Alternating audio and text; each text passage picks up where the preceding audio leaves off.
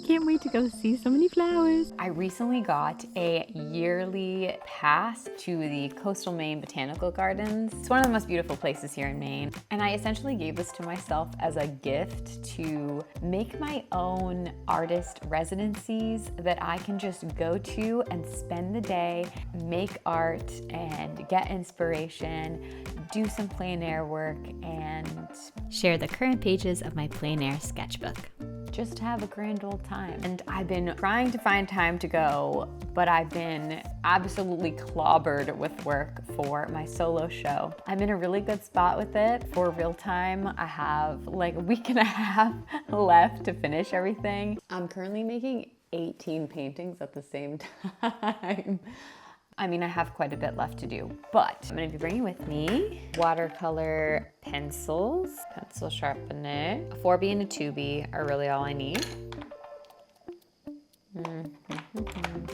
These are all handmade watercolors that I made from hand grinding earth pigments. When introverts leave the house, it's like, all right, bag gem for comfort.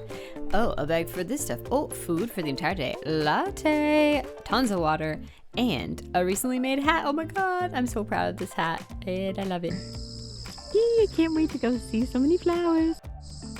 Hotter than I thought. I've got all my goodies. I have honestly been so excited to be in my car. I'm recreating my original CD collection, and it's making me very happy. So we're gonna just enjoy the car ride. I don't think you're ready for the vibes. Let's go, girls. The girls in the breaking tonight. That don't impress me much.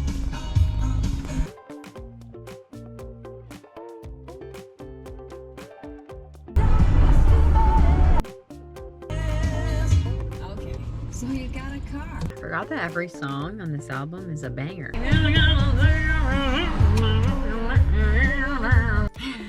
so excited. Okay, like it feels a little bit like a girls trip. We're going on together, you and I. Girls trip doesn't even mean gender. It's like the vibe, you know? My husband and I go on girls trips. Girls trip. Let's do it.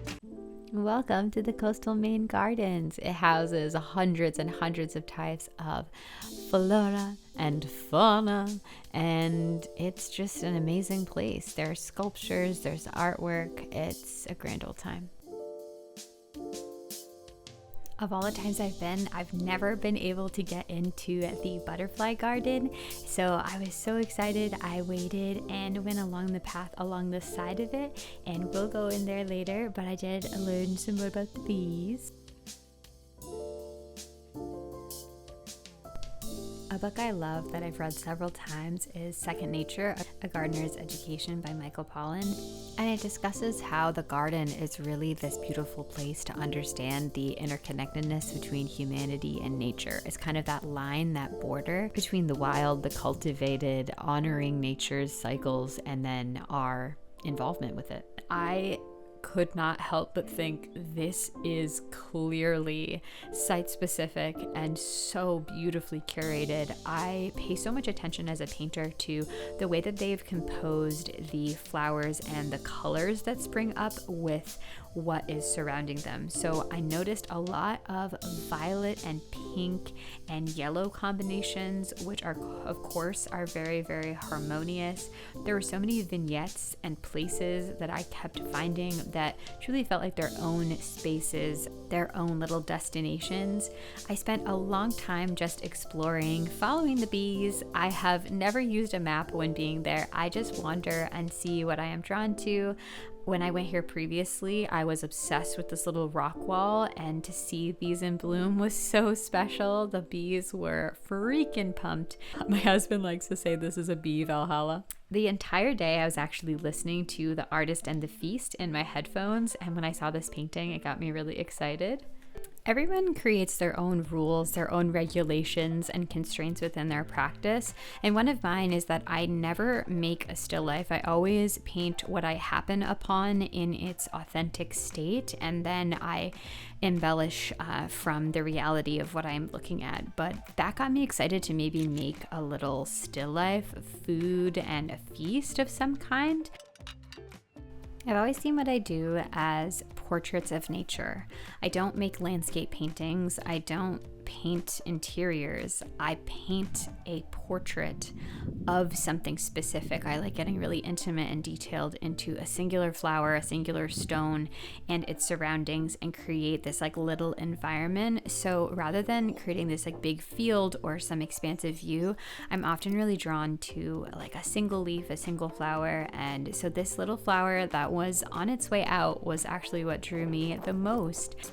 I've always combined my materials. I'm a mixed media painter. I consider myself an interdisciplinary painter, and bringing together inks and watercolors and pencil was what I was excited to do on this little outing today.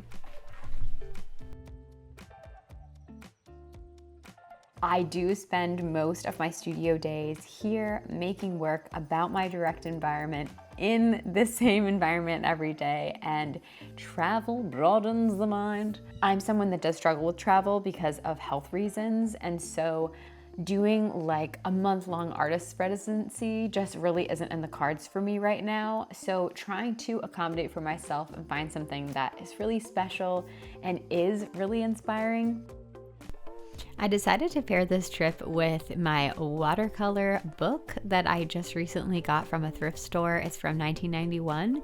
It's got a ton of great techniques about just water-based pigments. So watercolor, acrylic, inks, and how to combine things in really fascinating ways. I've always just been someone that's experimented, so it's my first ever actual practical painting book that I've ever gotten. So I'm excited to dive into it a bit more. Here is my current Plein sketchbook that I hand bound using patchworked pages. And then this is beautiful mixed media paper that can endure any type of material that I throw at it, really. So there's tons of different materials that I've used throughout this: inks and drawing materials, crayons, pastels, every kind of watercolor pencil you can imagine. And this is just a mini tour of this sketchbook.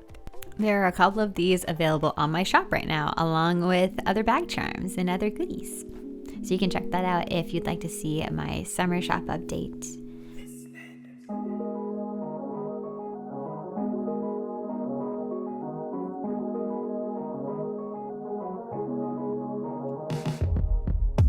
Let me take you back to a time when love was as precious as diamonds, where if you search you would find it. I know that times have changed, but I don't wanna play no games, baby. I'll treat you different, so you could be.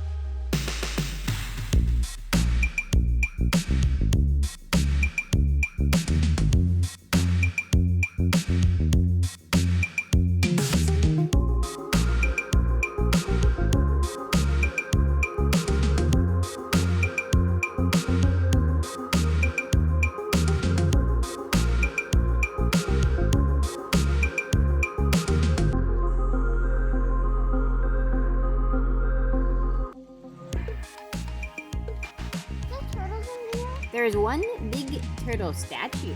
Oh. And there's a head in the water. Oh my gosh, that's amazing. They're all little frogs. Oh, there's another head in the water over there. Frogs, That's awesome. bees.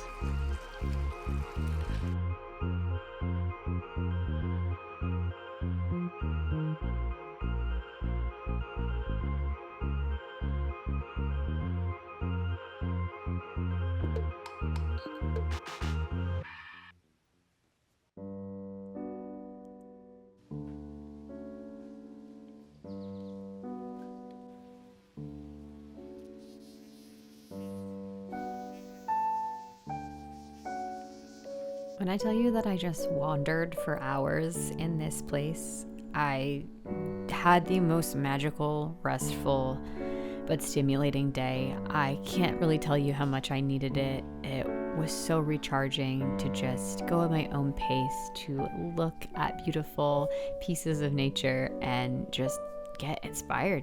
And this is the Garden of Five Senses, where you're allowed to kind of take little bits of basil and stuff. At least the little kids told me I could, so I listened to them, as I do about frogs and most things.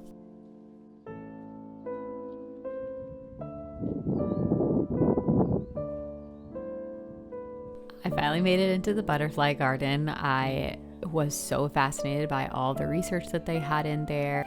Mom, we found a caterpillar. I had my bag charm with me, and now it's time to head out, to head back, pick a new CD. Oh yeah.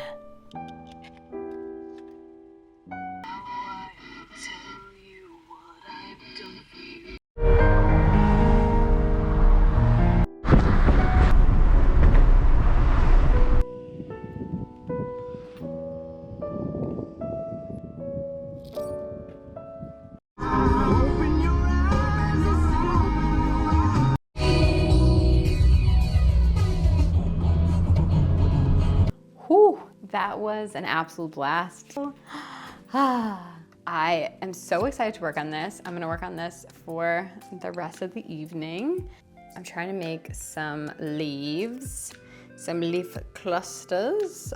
And then this is my mystery project, which I just talked about on Patreon, which you can check out that video. I haven't honestly decided if I'm gonna do every other week videos on YouTube moving forward, or just do it a little bit more organically, like just share a video when I feel like it. Just for those that are like, I voted for a totally different video. I will make the apothecary video soon. Something that you all have asked for a while is for me to show you how to make my watercolor pigment. I thought it would be fun to just start to get back into watercolor. Watercolor was my first form of painting that I started back in early middle school. Was totally obsessed. I'm an oil painter and I make earth pigments for my oils, and I do acrylic painting, I do mixed media painting, I've done Turkish marbling, I've even done encaustics. I've done every kind of painting that I've ever been interested in. Watercolor really feels like the place that it all started. Have this practice of my self-made residency be an opportunity to also learn about watercolor, and then it'll encourage me to make a bunch of watercolors that I will be so happy to share how I made them with you all. I cannot see anything because I do not have my glasses on, but my prescription sunglasses are like pure darkness, so I can't see if I have them on either, so. Okay, I'm super sweaty, so I'm gonna go. I cannot. Oh my gosh. Wow. Ooh, yeah, I can stand.